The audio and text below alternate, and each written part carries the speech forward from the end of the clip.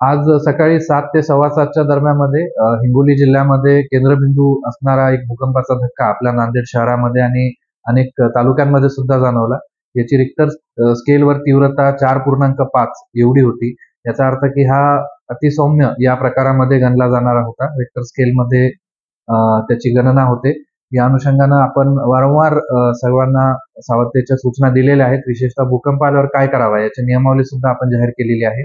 आणि या विषयानं अधिक अभ्यास करण्यासाठी आपल्या स्वामी रामानंद तीर्थ मराठवाडा विद्यापीठातील भूगर्भशास्त्र विभागाची टीम आणि त्याचबरोबर नॅशनल सेस्मॉलॉजी सेंटरची टीम यांना सुद्धा आपण पूर्ण माहिती कळवलेली आहे.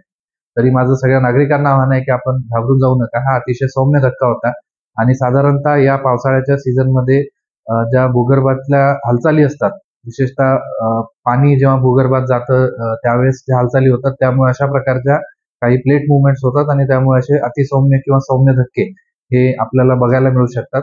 मात्र यामध्ये घाबरण्यासारखी अशी फार काही दुसरी गोष्ट नाही. आपल्या जिल्ह्यात कुठल्याही प्रकारचं नुकसान या भूकंपाच्या धक्क्यामुळे झालेलं नाही.